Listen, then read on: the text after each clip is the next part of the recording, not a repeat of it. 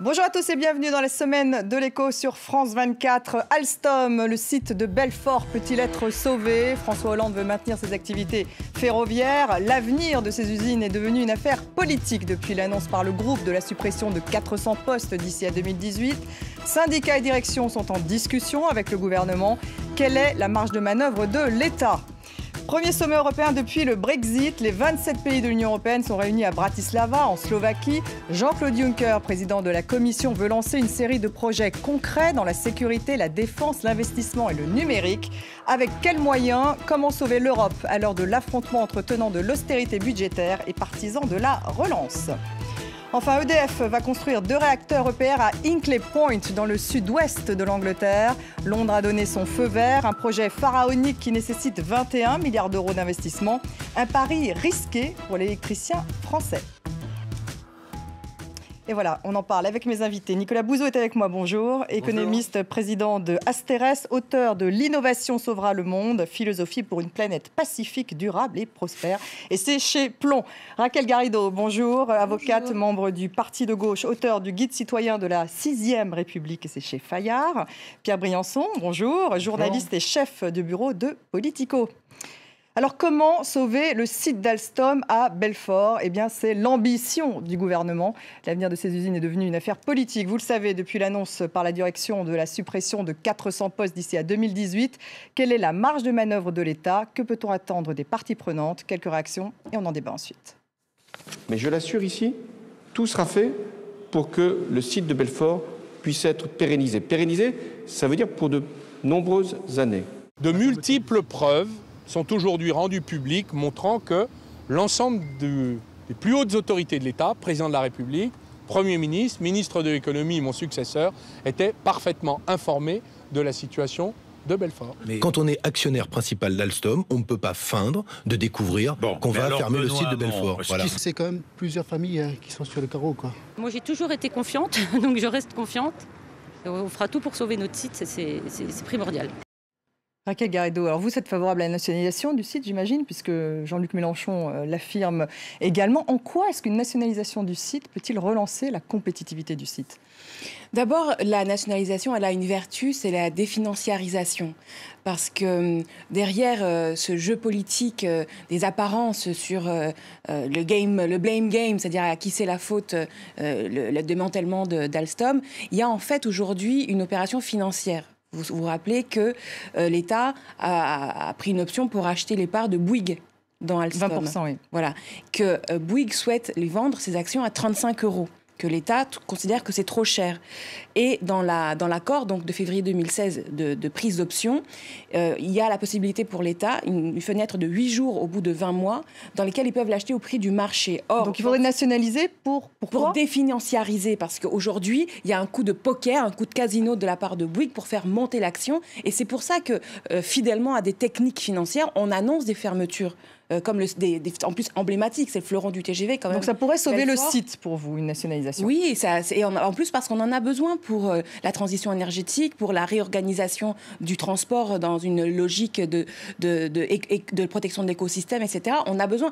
En réalité, ce qui aurait été bien, c'est de nationaliser l'entreprise alors qu'elle avait encore la branche énergie, c'est-à-dire avant. Oui, entre-temps, il y a eu un démantèlement. En 2014, départ de toute la branche énergie à General Electric. Qui était fait d'ailleurs sous monsieur Montebourg, donc là je trouve qu'il est un peu gonflé. Oui, il allait se mettre devant l'usine pour dire que c'était la faute à tout le monde et pas à lui, quoi. Nicolas Bouzou, il faut nationaliser le site pour sauver le site? Vous vous doutez que je ne suis pas favorable à l'option de la nationalisation. Alors pourquoi justement? Parce que... Non, déjà, l'État est quand même très présent dans le capital et dans les droits de vote. Il a 20%, à hauteur de 20%. Oui, mais enfin ça en pour l'instant. Oui, ça en fait un très gros actionnaire. Donc là, on voit bien justement. Je peux retourner le raisonnement en disant vous voyez bien qu'un État très présent dans le capital, qui dispose de nombreux droits de vote, ça suffit pas, puisque l'État nous explique, et là je pense qu'on sera tous d'accord, il nous explique qu'il n'est pas au courant. Ce qui est curieux, puisque tout le monde autour de cette table était au courant. Donc si vous voulez... Je termine juste, avant que vous me disiez que j'ai peut-être tort, je termine juste mon argument. Non, le problème fondamental d'Alstom était un problème tout bête, c'est un problème d'entreprise, c'est que le site, pas Alstom d'ailleurs, parce que l'entreprise globalement va plutôt bien, mais ce site a perdu des parts de marché parce qu'ils vendent de bons produits, bien évidemment, mais des produits qui n'ont pas été jugés suffisamment compétitifs, notamment par rapport à une entreprise qui est une belle entreprise, qui a beaucoup d'emplois en France aussi, qui s'appelle Bombardier. Donc c'est vraiment un problème de stratégie industrielle classique. Et si je peux répondre encore en... Allez, 20 secondes pour être très provocateur et pour faire hurler beaucoup de monde. Votre synthé, le sous-titre, c'est « Que peut faire l'État pour sauver le site de Belfort ?» Ai-je le droit de poser la question ? Faut-il sauver le site de Belfort ? Sachant qu'on parle de 350... J'en sais rien. Mais moi, je veux bien poser la question. Vous avez 10 000 emplois qui sont détruits en France tous les jours. 10 000 tous les jours. Et là, on parle de 350 emplois qui déménageraient. Et la focalisation médiatique se fait là-dessus. Je suis un peu d'accord sur le coup d'esbrouf politique qui se fait autour de ce site. Est-ce que l'État... D'abord, ce ne sont pas 400 emplois menacés. Ce sont 400 emplois qu'on propose de redéployer ailleurs, premièrement. Deuxièmement, dans le Bas-Rhin, dans un autre... Je veux dire, avec le même sens du relativisme que Nicolas Bouzou, la présidence Hollande, c'est 400 chômeurs de plus par jour depuis 4 ans.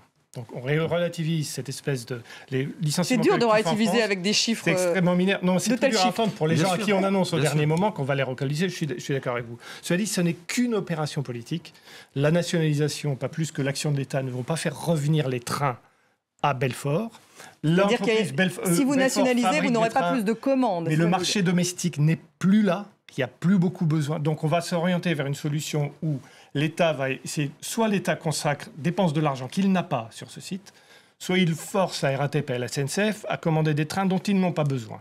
Donc, dans tous les cas de figure... Il peut le faire, cela ? Dans tous les cas de figure. Et deuxièmement, l'idée que, comme on l'a entendu parfois, ces espèces d'aberrations économiques, qu'il faudrait interdire les Bombardier et autres de venir s'implanter en France, puisqu'ils viennent, j'allais dire, manger le pain des Français, est complètement absurde. Parce qu'évidemment, si on favorise Belfort par rapport à Bombardier, on perdra chez Bombardier les emplois qu'on sauve à Belfort. Donc l'absurdité absolue de vouloir forcer la SNCF à commander français, par exemple, alors que le fameux contrat qui aurait déclenché la décision, était un contrat lancé par une co-entreprise franco-allemande qui a décidé de choisir un fournisseur allemand. Alors c'est vrai que la SNCF était un des co-actionnaires de cette entreprise. Je ne vois pas par quels moyens vous allez pouvoir contraindre la SNCF l'État peut le faire, à forcer ses partenaires allemands de commander des trains français. Ça n'existe pas. Ça existe dans une autre réalité, une réalité alternée, où on est entre soi et on décide qu'il suffirait de faire revenir les trains comme par miracle à Belfort. Est-ce que la SNCF, justement, pourrait sauver le site ?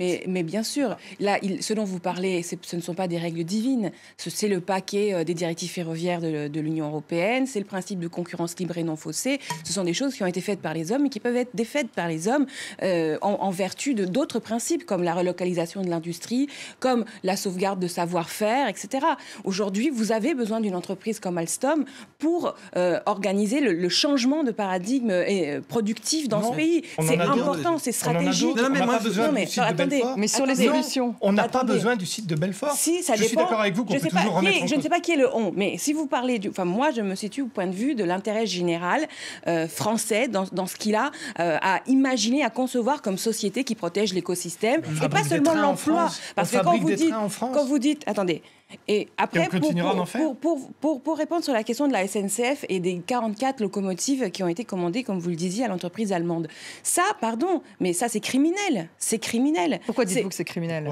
Justement, parce que c'est typiquement... Alors, ça sert à quoi d'avoir 20% d'actions dans ces entreprises de la part de l'État pour ne pas défendre les savoir-faire ? Il faut faire une préférence française, Raquel Garrido ? C'est une entreprise avec une entreprise allemande. Et alors, déjà, je vous rappelle que dans le cadre de la directive... des directives ferroviaires, la Commission européenne, de toute façon, était contre l'idée d'une entreprise Alstom qui soit aussi forte dans le domaine des transports, et elle voulait qu'on cède des parts à des entreprises allemandes dès le départ. C'est un peu théorie du complot. Non, c'est une volonté. C'est le principe de la concurrence libre. Il faut faire du patriotisme économique. Il faut demander à la SNCF de commander Alstom plutôt mais il ne faut pas mentir société. Sur ce point de vue. C'est-à-dire il va falloir désobéir aux directives et, le cas échéant, désobéir aux traités européens. C'est-à-dire quand j'entends j'entends Alain Juppé ou j'entends Monsieur Montebourg dire qu'on peut faire du produire en France, faire du protectionnisme à droit constant de l'Union européenne, ça c'est faux, ça c'est un mensonge. C'est un appel à la désobéissance anti-européenne. C'est même un engagement de Jean-Luc Mélenchon,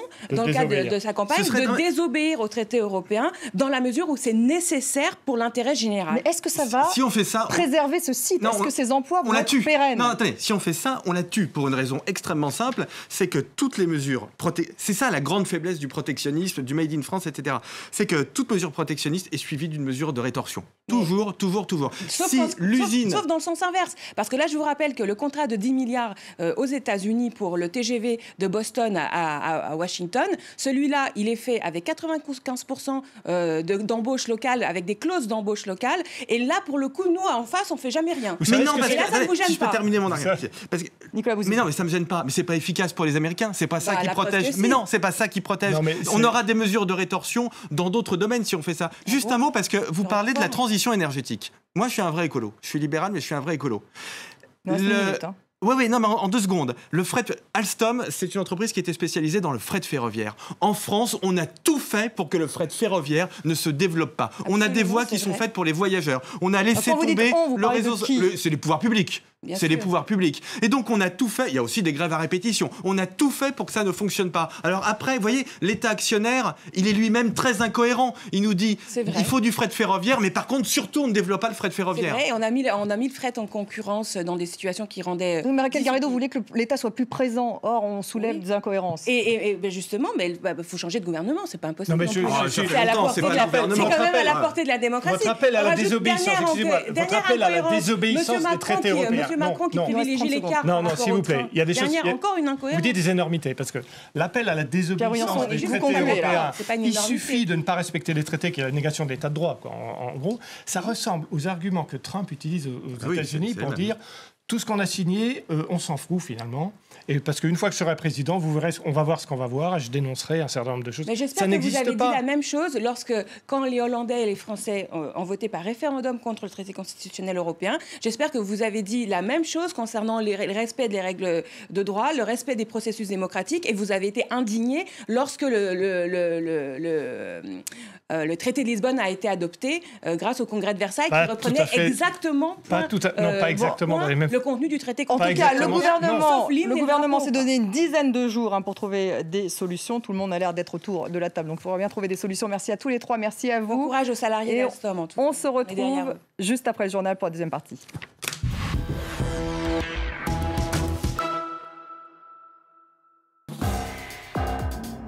Reporter, présenté par Antoine Cormery.